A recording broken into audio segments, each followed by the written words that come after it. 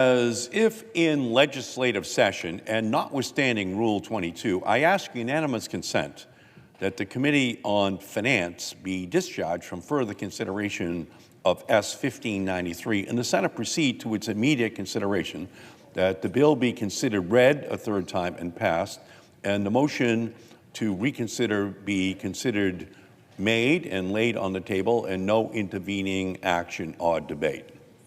Is there an objection?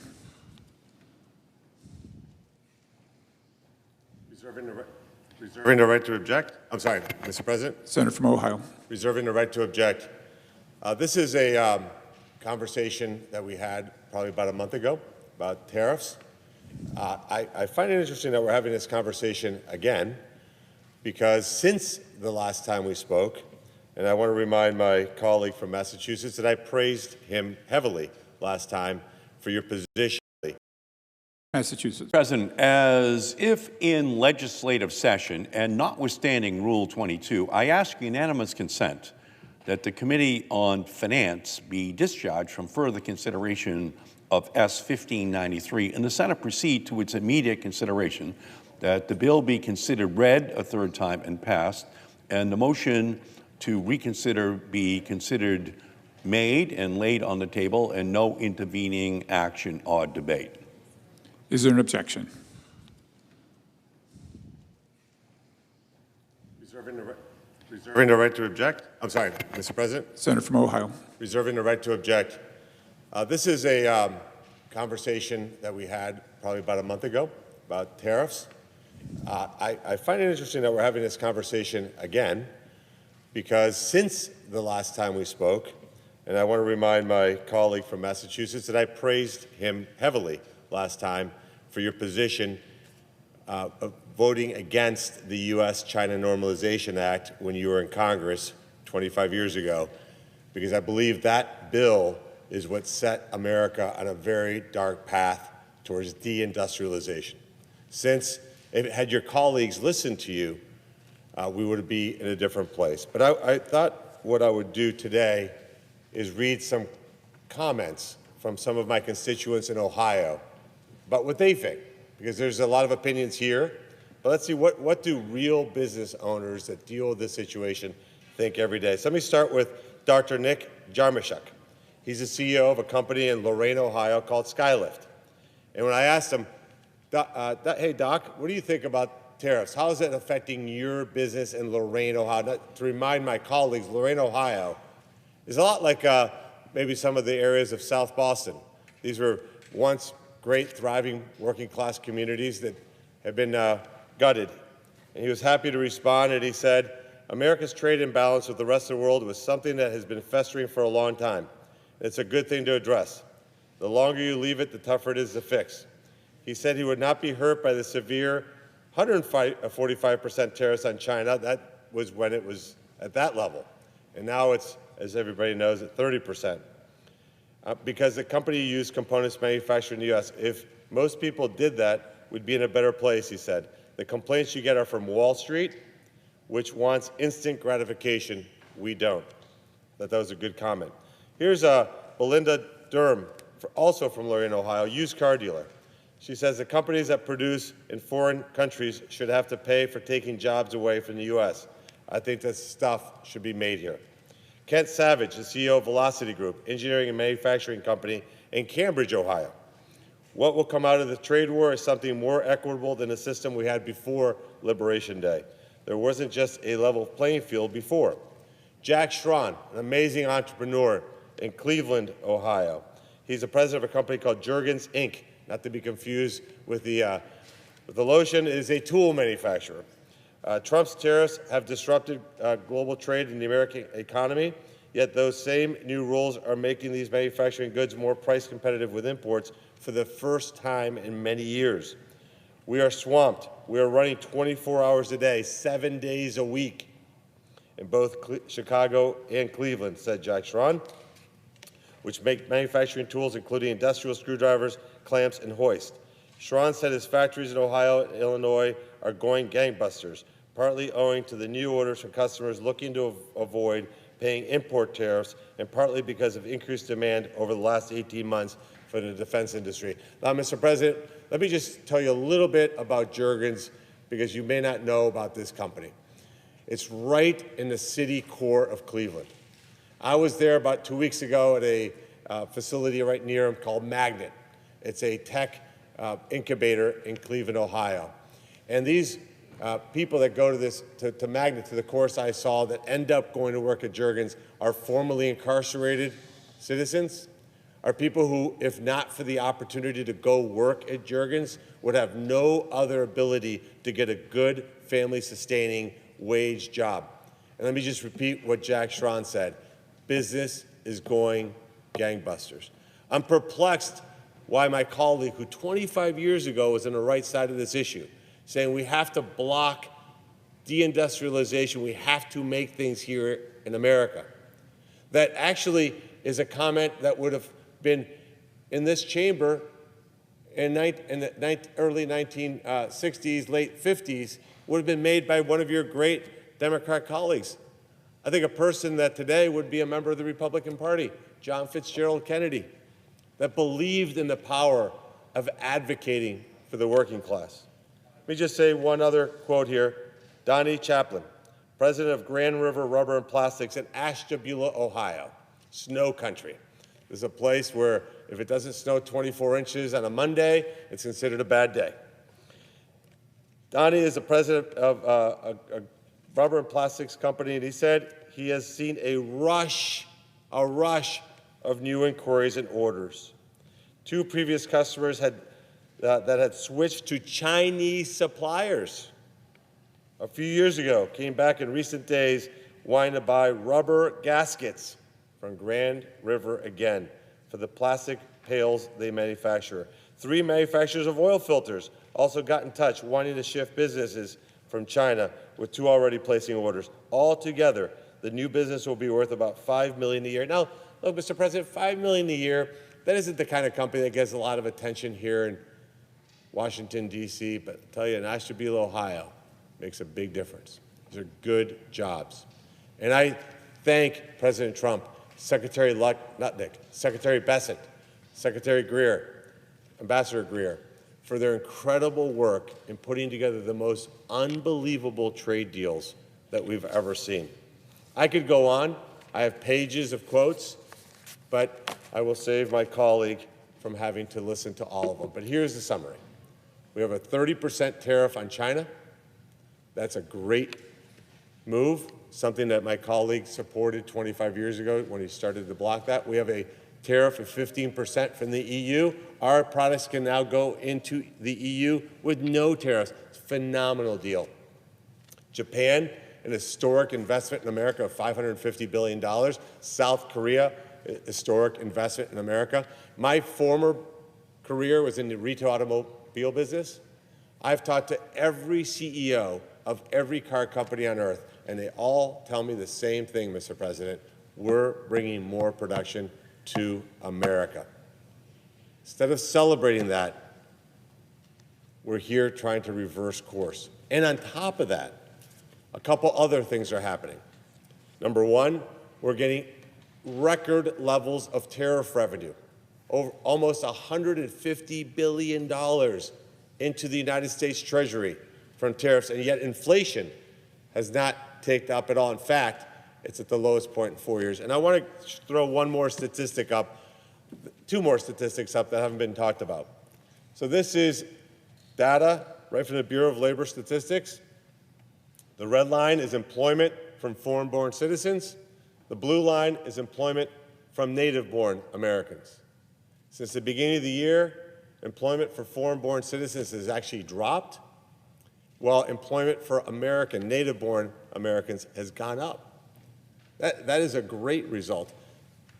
One other thing, government employment has dropped, private sector employment has gone up. Another really important result. And where does it all boil down? What's the conclusion?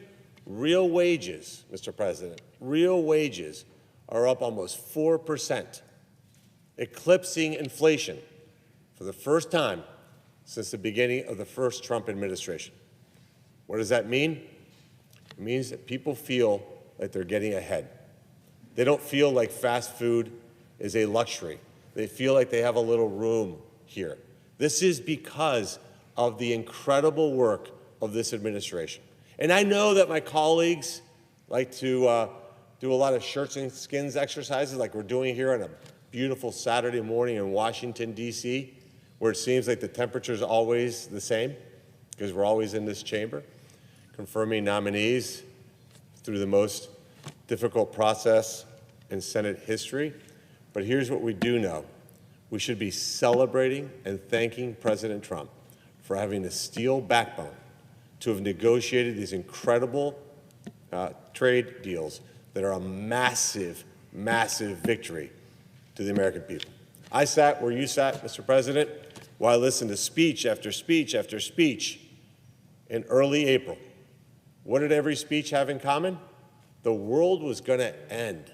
It was the apocalypse because of Liberation Day.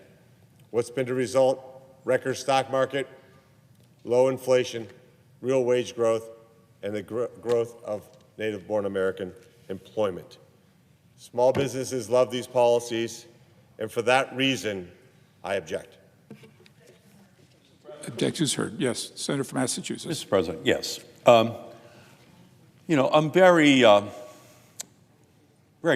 troubled that the senator from Ohio has objected, because obviously what I am trying to do here on the Senate floor is to make it possible for there to be an exemption for small businesses in our country. Small businesses are 97% of all businesses.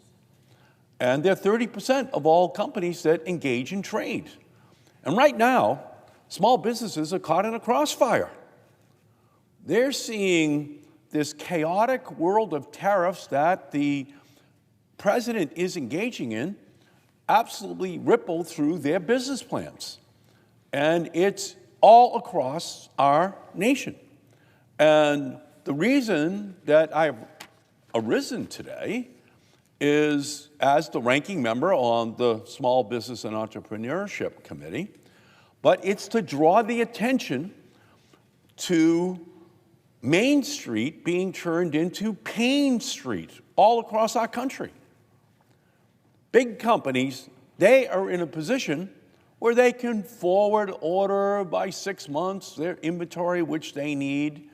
They can do planning that is absolutely outside of the capacity of a small business in our country.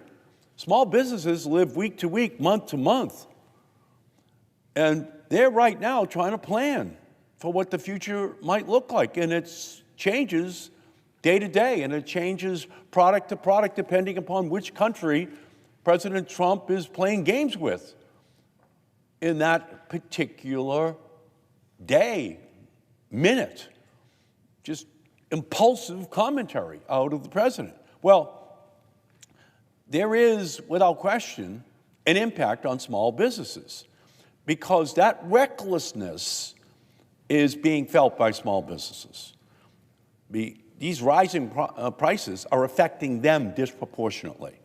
And in response to the president's dramatic tariff escalation on Thursday night, which is going to go down in history, it's going to go down in history Thursday night as one of the most important economic days in the history of our country. My goal was to just seek unanimous consent for my Small Business Liberation Act to be put in place, which exempts small businesses from the tariff wars, just gets them out of the crossfire. When he was running for president, Donald Trump said, starting on day one, we will end inflation and we will make America affordable again to bring down the prices of all goods. And yet, after 6 months in office, things have gotten more expensive, as evidenced by Thursday's concerning inflation reading. And that's true whether you're buying supplies to run a business like a restaurant, a store, or a small factory, or you're a consumer shopping for everyday items like groceries and clothing or shoes or school supplies for your kids. Parents are going to be out in the next few weeks buying the school supplies, buying the new clothing for their kids. And the prices have already gone up, and they're going to be going up higher. And we're going to see the same thing when people are out buying things before Thanksgiving, buying items before Christmas. Prices are going up, and it's going to be rippling through our economy. And now, with yesterday's very discouraging job report, we see the terrible bind in which the president has left our country. What was Trump's reaction to yesterday's very, very disappointing jobs report? It wasn't to end his chaotic policies, which are casting a cloud over our economy for the last 4 months. It was to fire the commissioner of the Bureau of Labor Statistics. It was just her job and all of those dedicated employees to bring the news to the president. And instead of accepting it and starting to adjust his economic policies, he just fired the person who brought the news, fired the messenger of the news. By the way, leaving economists on a bipartisan basis across the country to be criticizing the president over the last 24 years because they rely upon the accuracy of those numbers. Economic data does not lie. Donald Trump does lie. He lies about almost everything. And in an ordinary world, a poor jobs report might cause the Fed to lower interest rates. The Fed has a dual mandate, maximum employment and price stability at the same time. But because of the president's chaotic tariff policies, the Federal Reserve can't lower rates without risking making inflation even worse. And inflation is increasing. Without tariffs, lowering interest rates might be an easy call. Rising unemployment and weak job numbers would mean cutting rates. But the Fed can't ignore the extraordinary amount of uncertainty and confusion the president's trade war has injected into the economy, especially with regard to prices. The New York Times wrote this week, Mr. Powell emphasized that there was still substantial uncertainty about how much more consumer prices will rise in response to Mr. Trump's tariffs following a notable jump in inflation in June. Chairman Powell knows what every small business owner in America knows. Tariffs drive up costs. He's watched along with the rest of us as they've risen since President Trump took office, and he knows that so long as the threat of tariffs hangs over this nation, they're likely to increase even further. This is just a sales tax that he's imposing on every good coming into our country. And that price is then reflected in an evaluation of the increase in inflation. It's pretty simple. So you can't in any way argue that there's not a direct correlation, a direct relationship. The president would have you believe this doesn't matter. But that just shows how little he cares about how much businesses and families have to pay for the things which they need. So on Thursday, we saw Chairman Powell's predictions about rising costs borne out with the latest inflation reading, which showed the price of goods across industries moving in the wrong direction due to tariffs. But you don't have to read the Wall Street Journal to know things are more expensive than they were before the president launched his trade war. Just talk to the owner of your local small business. Ask them if their supply costs are going up. Ask them if they know what's been happening since the president started whipsawing the economy on Liberation Day, or what should really be called Obliteration Day, for Main Street across this country and the customers of Main Street. The unemployment rate's going up. How can small business owners be hiring new people if they are uncertain about what that tariff environment is going to be? Take coffee. Just take coffee, for example, which the president seems to think we should tax. Only 1% of coffee Americans consume is grown in the United States, in Hawaii and Puerto Rico, to be precise. onshoring coffee, like many other products we use every day, bananas are another good example, is not an option. We have to import it. According to the Bureau of Labor Statistics, coffee prices have already gone up 30% compared to this time last year.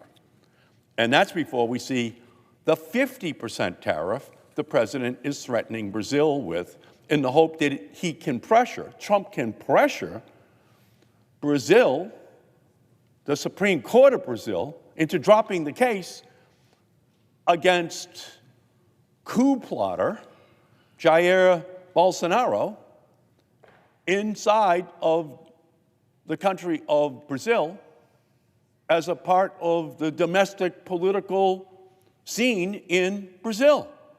But Trump wants to use tariffs on Brazil as a way of influencing their judicial system. Well, who's going to pay the price?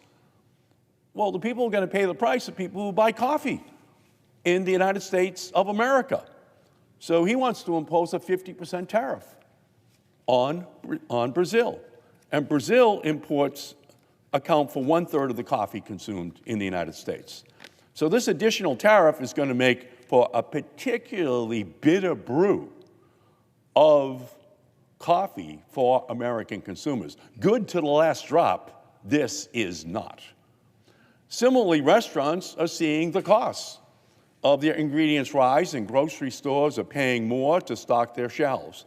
Grocery prices were 2.4% higher than a year ago, but the Yale Budget Lab expects food costs to rise by an additional 3.4% in the short run. Fresh produce could go up as much as 6.9% in the coming months because of tariffs. For the cost of clothing, that increase is a staggering 37.5%. And keep in mind that all of these forecasts were made before the president unleashed a slew of new tariffs on Thursday night. What about small manufacturers that the president claims he wants to save? Well, they can't afford to purchase the equipment and materials they need because their expenses are rising as well. According to the Institute of Supply Management, the cost of manufacturing materials increased by 17%. The cost of manufacturing materials increased by 17% during the first 6 months of this year. Over the past 3 months, we have lost 37,000 manufacturing jobs. Can I say that?